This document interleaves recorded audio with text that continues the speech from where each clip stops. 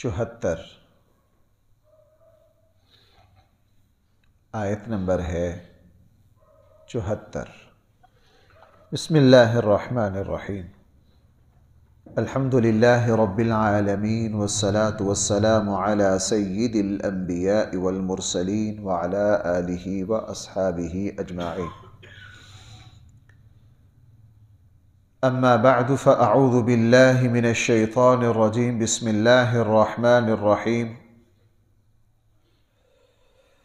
فلما ذهب عن إبراهيم الروع وجاءته البشرى يجادلنا في قوم لوط إن إبراهيم لحليم أواه منيب يا إبراهيم أعرض عن هذا إنه قد جاء أمر ربك وإنهم آتيهم عذاب غير مردود۔ صدق الله مولانا العظيم۔ یہاں سے لے کے رکوع کے ختم تک قرآن کریم نے سیدنا لوط علیہ السلام اور ان کی قوم کی بد عملی کا ذکر کیا ہے۔ سیدنا لوط علیہ السلام کا تذکرہ، ان کا ذکر خیر اور ان کی قوم کی بد عملی کا ذکر کیا ہے۔ جو فرشتے سیدنا ابراہیم علیہ السلام کے پاس 100 سال کی عمر میں بیٹے اور پوتے کی خوشخبری لے کر آئے، جس وقت وہ حضرت ابراہیم علیہ السلام سے گفتگو کر چکے تو ابراہیم علیہ السلام اپنی پیغمبرانہ فراست سے سمجھ گئے کہ ان فرشتوں پر اس وقت ایک غضب اور غصے کی کیفیت اور اثرات بھی ہیں۔ اس لیے قرآن میں دوسری جگہ ہے، حضرت ابراہیم نے خود پوچھ لیا کہ اور تمہارا کیا ارادہ ہے؟ چونکہ فرشتے جو ہوتے ہیں ان پر اللہ تعالیٰ کے جلال اور جمال کی کیفیات بالکل واضح ہو جاتی۔ حضرت ابراہیم سمجھ گئے کہ ان فرشتوں کا مقصد مجھے خوشخبری دینا بھی ہے، لیکن ان پر کچھ نہ کچھ غصے اور غضب کے اثرات بھی ہیں۔ پوچھا اور کیا ارادہ ہے؟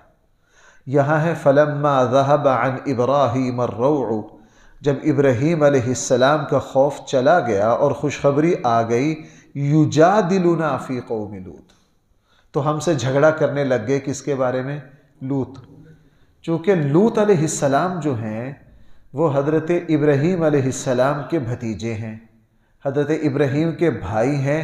اہل علم نے ان کا نام ہاران لکھا ہے، کسی نے اور بھی لکھا ہے۔ ہاران کے بیٹے ہیں لوط، اور حضرت لوط علیہ السلام جو ہیں وہ سب سے پہلے ایمان لائے سیدنا ابراہیم علیہ السلام پر۔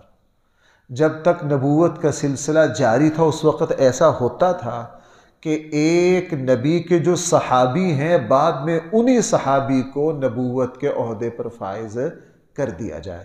جیسے حضرت یوشع علیہ السلام اصل میں تو حضرت موسیٰ علیہ السلام کے خادم ہیں، ان کے صحابی ہیں، ان کے ساتھی ہیں، لیکن جب حضرت ہارون اور حضرت موسیٰ علیہ السلام کا انتقال ہوا تو اللہ جل جلالہ نے نبوت کنہیں دے دی؟ حضرت یوشع کو دے دی۔ یہاں بھی ایسے ہی ہوا۔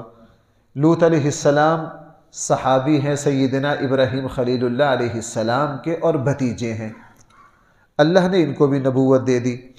اب ابراہیم علیہ السلام کو جب بتایا کہ ہم آپ کو خوشخبری دے کر آپ سے فارغ ہو کر قوم لوط کا تختہ الٹنے جا رہے ہیں، تو حضرت ابراہیم علیہ السلام فکر مند ہو گئے، بحث مباحثہ لگ گئے کرنے کہ لوط تو میرا بھتیجا ہے، وہاں کیا ہوگا، اس کی بچیاں بیٹیاں۔ تو فرشتوں نے کہا پریشان نہ ہو، سورہ زاریات میں ہے کہ ہم ایمان حضرت لوط اور ان پر ایمان لانے والوں کو بچا لیں گے۔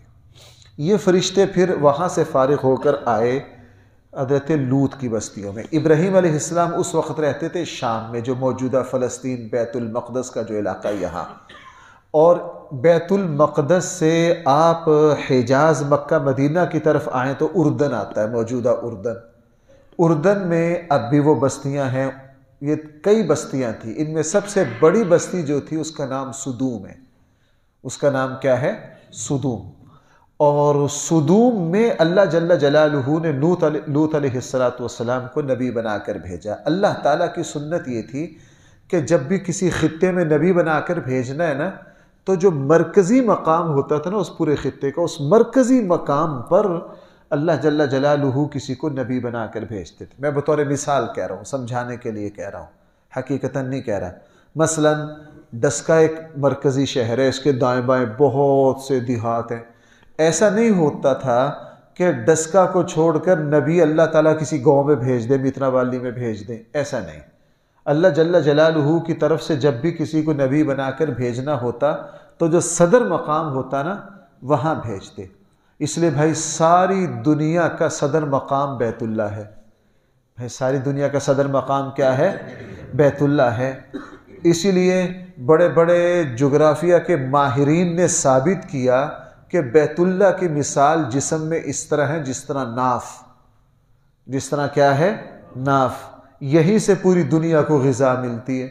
تو رسول اللہ صلی اللہ علیہ وسلم کو دنیا کے سب سے بڑے صدر مقام پر نبی بنا کر بھیج دیا اور پوری دنیا کو بتا دیا میں چھوٹے چھوٹے علاقوں کے جو صدر مقام تھے وہاں انبیاء کو بھیجتا رہا ہوں، اب پوری دنیا کے صدر مقام پر میں سب سے بڑے نبی کو نبی بنا کر ہمارے آقا صلی اللہ علیہ وسلم کے سب سے افضل الانبیاء خاتم النبیین والمرسلین ہونے کی بڑی بڑی دلیلوں میں سے ایک دلیل یہ بھی ہے کہ ہمارے آقا صلی اللہ علیہ وسلم کو اللہ جل جلالہ نے نبی بنا کر بھیجا۔ بھائی کہاں؟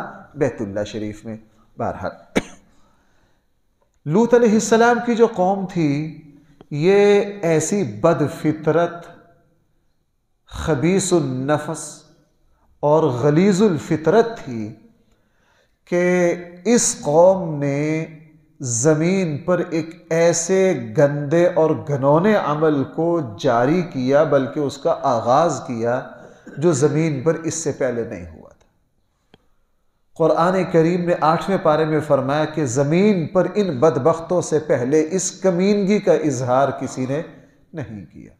ایسی کمینگی کہ انسان مجلس میں اس کا نام بھی نہ لے سکے، مجلس میں اس کا نام بھی نہ لے سکے۔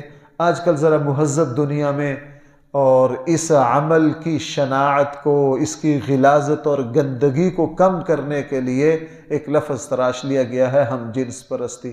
چلو ہم اسی سے فائدہ اٹھا لیتے ہیں، اسی سے تعبیر کر لیتے ہیں۔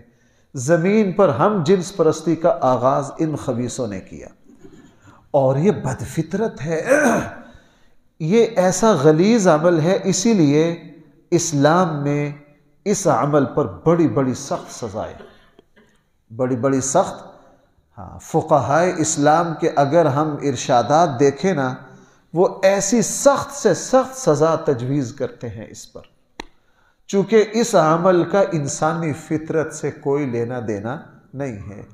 ایک ہے مرد عورت کا کسی غلطی میں مبتلا ہو جانا، وہ بھی بدترین بے حیائی اور گناہ ہے، لیکن اس کو آپ خلاف فطرت نہیں کہہ سکتے، اس کو خلاف فطرت نہیں کہہ سکتے، وہ ہے فطری۔ لیکن دیکھو بھائی، روزے کی حالت میں پانی پی لینا گناہ ہے، لیکن فطرت کے خلاف نہیں ہے۔ یہ عمل جو ہے یہ تو ایسا میں نے عرض کیا، یہ تو انسانیت کے نام پر ایک دھبا ہے۔ انسان اس کا تصور نہیں کر سکتا کہ آیا کسی انسان سے بھی اس عمل کا صدور ہو سکتا ہے۔ سچی بات یہ ہے، اور بڑے بڑے میں نے پتہ نہیں امام غزالی کا پڑھا تھا، پتہ نہیں علامہ ابن حزم کا، بھول گیا کس کا پڑھا تھا، کہ اگر قرآن اس بات کا ذکر نہ کرتا تو میں اس پر یقین نہ کرتا کہ آیا انسان یہ گناہ بھی کر سکتا ہے، آیا انسان یہ گناہ بھی کر سکتا ہے۔ بہرحال یہ قوم اس عمل میں مبتلا تھی، اس کے علاوہ شرک بھی کرتی تھی، اور ڈاکہ زنی بھی اس کا کام تھا۔ شرک کرنا، کفر کرنا، یہ بے حیائی کرنا اور لوگوں کو لوٹنا، یہ اس قوم کا بنیادی سیاہ کردار تھا۔ اب اللہ جل جلالہ نے فرشتوں کو بھیجا لوط علیہ السلام کے پاس، اور قرآن کریم نے دوسری جگہ اس کا ذکر کیا اشارتاً۔ فرشتوں کو اللہ نے ظاہری حسن و جمال دیا، وہ نورانی مخلوق ہے، بھائی وہ کیا ہے، لیکن اب اس قوم کے لیے، اس قوم کو پکڑنے کے لیے اللہ تعالیٰ نے فرشتوں کو خوبصورت نوجوانوں کی شکل میں بھیجا۔ وہ لوط علیہ السلام کے دروازے پر گئے. جب دستک دی، کل کے درس میں بھی آیا، ہر نبی جو ہے بھائی وہ کیا ہوتا ہے؟ مہمان نواز ہوتا ہے. دروازے پر دستک دی، لوط علیہ السلام نے دروازہ کھولا، دیکھا بہت خوبصورت نورانی چہرے والے نوجوان. بھائی کیا کام ہے؟ جی ہم مسافر ہیں، آپ کے یہاں مہمان آئے ہیں، آئیے جی. اب حضرت لوط علیہ السلام مہمانوں کو دیکھ کر خوش بھی ہوں، اور اندر سے جب توجہ گئی اپنی قوم کی خباثت کی طرف تو کام بھی گئے.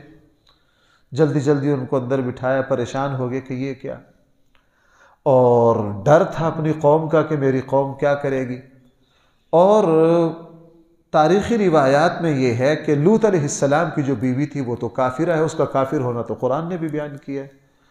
اس نے فوراً قوم کو اطلاع کر دی کہ تمہارا مطلوب پہنچ گیا ہے. وہ بدبخت دن دناتے ہوئے آئے. یہاں جو قرآن کے الفاظ ہیں میں اس کا ترجمہ کر رہا ہوں، تو وہ کس طرح آئے؟ دن دناتے ہوئے آئے، یوں لپکے چاروں طرف سے. لوط علیہ السلام نے اپنا دروازہ بند کر لیا، بہت پریشان. وہ دستک دے رہے ہیں. لوط علیہ السلام کو اب ڈبل پریشانی ہے، ایک یہ عمل اور دوسرا مہمان. لوط علیہ السلام کا گھر. پوری قوم جب کسی شریف النفس انسان کے گھر کا برائی کے لیے محاصرہ کر لے، اس کی تکلیف کا اسی کو اندازہ ہو سکتا ہے. اس کی تکلیف کا اسی کو اندازہ ہو سکتا ہے.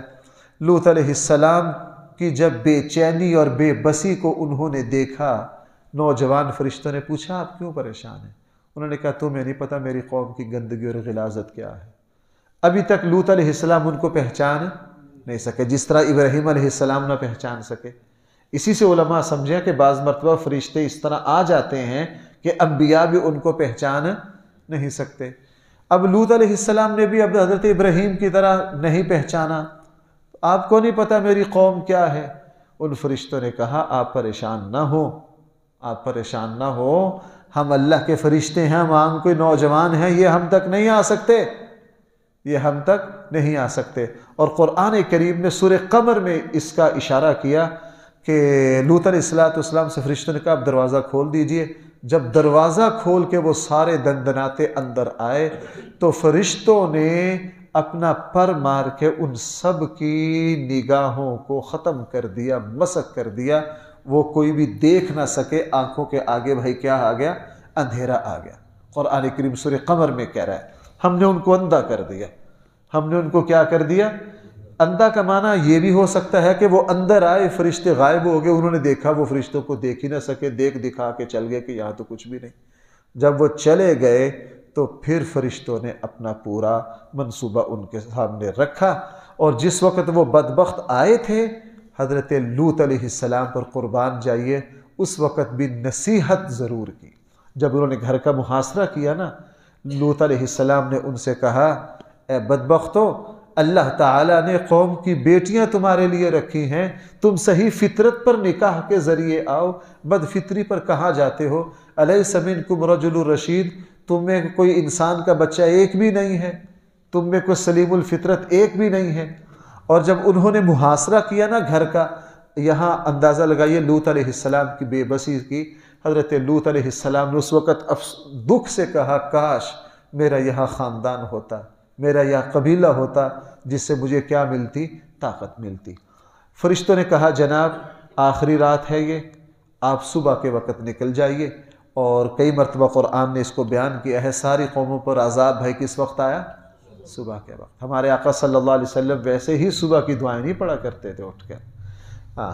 تو فرشتوں نے کہا جی صبح کو عذاب آئے گا، آپ اپنے گھر والوں کو لے کر نکل جائیے. ہاں آپ کی بیوی نہیں بچ سکے گی چونکہ وہ اسی قوم کا حصہ ہے. وہ کیا ہے؟ کافرہ بھی ہے، اور وہ اس قوم کے اس عمل کو برا بھی نہیں جانتی ہے. کیوں؟ علامت کیا ہے؟ اسی نے اس کی اطلاع کی ہے.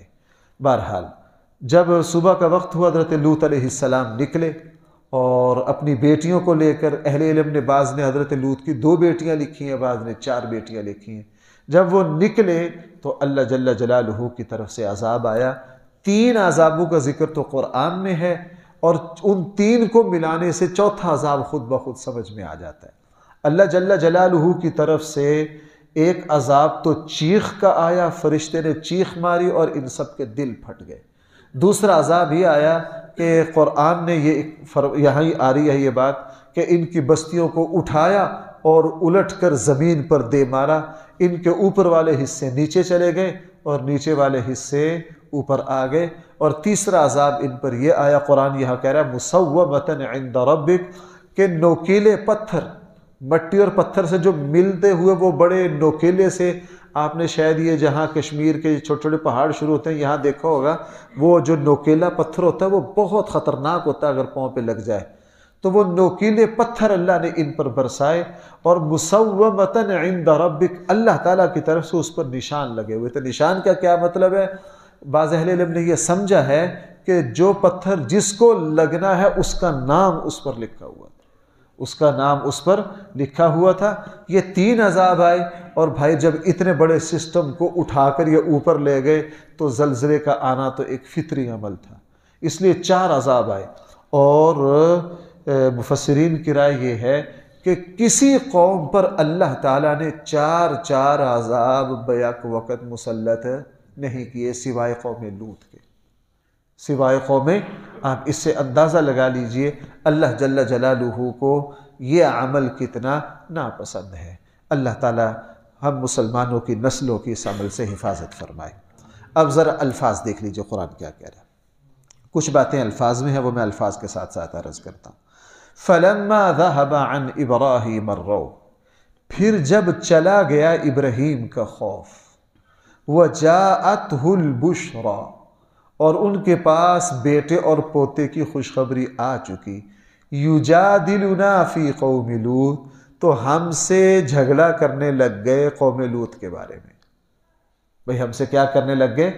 یہ وہ جھگڑا ہے جو ناز اور تعلق کی بنیاد پر ہو، یہ وہ جھگڑا ہے بھائی جو کس بنیاد پر ہو؟ ناز اور تعلق کی بنیاد پر ہو۔ کوئی اس جملے کا غلط مطلب نہ لے لے، آگے اللہ نے خود فرما دیا ان ابراہیم، کیا حضرت ابراہیم کا مقام ہے، ان ابراہیم لحلیم اواہ منیب، 3 صفتیں بیان کر دی۔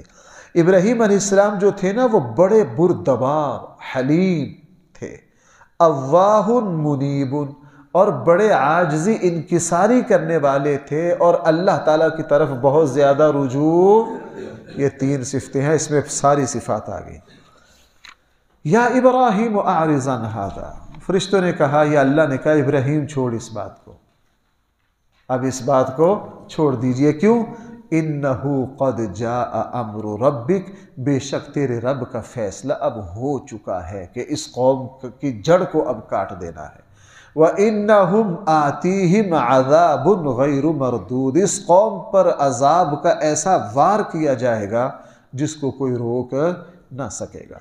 وَلَمَّا جَاءَتْ رُسُلُنَا لُوطًا، اور جب آئے ہمارے بھیجے ہوئے فرشتے لوط کے پاس، سِیئَ بِهِمْ، لوط ان کی وجہ سے پریشان ہو گئے، وَضَاقَ بِهِمْ ذَرْعًا، لوط علیہ السلام کا تو دل تنگ ہو گیا، پریشان ہو گئے کہ یہ کیا، صورتحال سمجھ گئے، اور پریشانی میں زبان سے جملہ بھی نکل گیا، کہا ھذا یوم عصیب، یہ دن تو بڑا سخت ہے، یہ دن تو میرے اوپر بڑا بھاری ہے، ادھر سے مہمان اور ادھر سے میری خبیث قوم۔ اچھا اب ذرا اس قوم کی گندگی اور خباثت کا آپ اندازہ لگائیے۔ وَجَاءَهُ قَوْمُهُ يُهْرَعُونَ إِلَيْهِ، اور قوم آئی ان کے پاس، یہرعون الیہ، بھاگتی ہوئی۔ یہ جو ہے نا ہرع یہرع کا لفظی معنی ہوتا ہے کسی کو زبردستی دھکیلنا، یعنی یوں بھاگی ہوئی آئی۔ آپ اس سے اندازہ لگا لیجئے کہ اس قوم کی گندگی کس حد تک تھی۔ کیوں آئی؟ وَمِن قَبْلُ كَانُوا يَعْمَلُونَ السَّيِّئَاتِ، یہ لوگ اس سے پہلے بھی اسی برائی کے خوگر تھے، یہ اسی برائی کو میں لگے رہتے تھے۔ اب لوط علیہ السلام لگے نصیحت کرنے، یہ ہے پیغمبر کی شان، عین اس موقع پر بھی اپنے فریضے سے غافل سمجھایا۔ ہم تو بھائی سمجھاتے بھی نہیں نا، سمجھایا۔ کیا کہا؟ قال، حضرت لوط نے فرمایا، اے میری قوم، ہؤلاء بناتی ہن اطہر، یہ میری بیٹیاں ہیں، یہ تمہارے لیے زیادہ پاکیزہ ہیں۔ بیٹیاں سے اپنی بیٹیاں مراد نہیں ہیں، اپنی بیٹیاں مراد نہیں ہیں، وگرنہ اپنی بیٹی نبی جیسا پاکیزہ الفطرت ان خبیثوں کو کیسے کہہ سکتا ہے؟ اس لیے یہاں قوم کی بیٹیاں مراد ہیں۔ کہنے کا مطلب یہ ہے کہ تم فطرت پر آؤ، اللہ نے جو فطرت رکھی ہے۔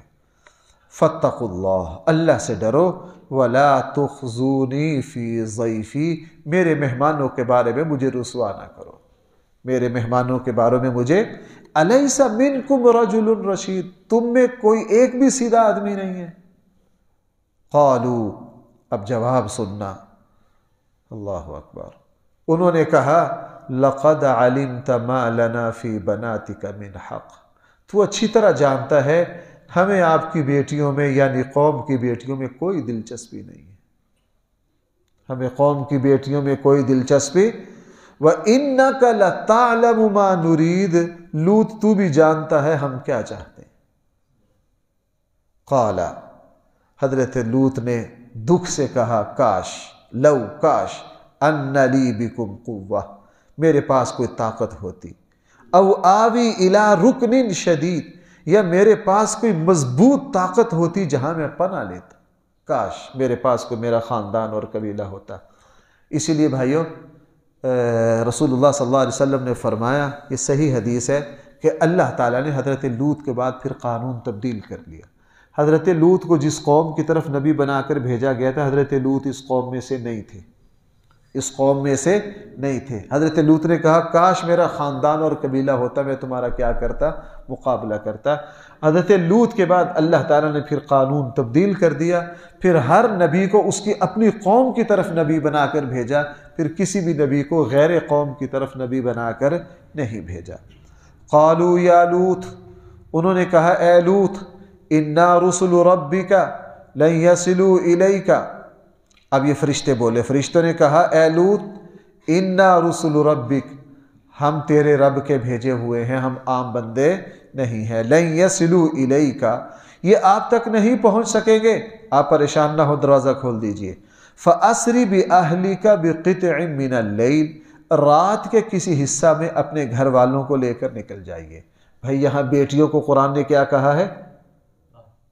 بھائی توجہ ہے آپ کی، اہل کہا ہے، اور ہم بیٹیوں کو اہل کہتے ہیں؟ بھائی آپ تھک گئے مجھے لگتا ہے، اگر ہم اہل کہتے ہوتے تو بیٹیوں کو وراثت بھی دیتے۔ یہاں قرآن پیچھے بیوی کو اہل کہا ہے، یہاں کس کو کہا ہے؟ ابھی تک بیٹوں کی باری نہیں آئی، جو ہمارے ہاں سب سے بڑے اہل ہیں، ابھی تک بیٹوں کی باری نہیں آئی، یہاں قرآن نے بیٹیوں کو بھی اہل کہا ہے۔ اس لیے لوگ مجھ سے اکثر پوچھتے ہیں کہ جی شادی کے بعد جو بچی ہے، لڑکی ہے، وہ شوہر کا نام لکھے یا باپ کا نام لکھے؟ بھائی باپ کا لکھے، شوہر کے لکھنے میں بھی کوئی حرج ہے، لیکن ہمارے یہاں لازم سمجھ لیا گیا، او نہیں نہیں نہیں نہیں، شادی کے بعد کس کا نام لکھنا ہے؟ شوہر کا۔ میں بار بار عرض کر رہا ہوں، لکھنے میں کوئی حرج ہے نہیں، لیکن ہونا کس کا چاہیے؟ بھائی شوہر کا نام یہاں تبدیل ہو سکتا ہے کہ نہیں؟ شوہر کا انتقال ہو جائے، یہ خاتون دوسرا نکاح کر لے تو نام تبدیل ہو گیا کہ نہیں؟ اچھا باپ کا نام بھی تبدیل ہو سکتا ہے کہ باپ مر گیا کوئی اور آ جائے گا؟ سوال ہی پیدا نہیں ہوتا۔ کل قیامت والے دن شوہر کے نام سے بلایا جائے گا، باپ کے نام سے؟ وہ لوگوں نے حدیث یاد کر رکھی ہے، ماں کے نام سے پکارا جائے گا، کوئی حدیث نہیں ہے، صحیح حدیث ہے، کس کے نام سے پکارا جائے گا؟ ابو داود میں حدیث ہے، باپ کے نام سے پکارا جائے گا۔ بہرحال تو بیٹیاں بھی اہل ہیں۔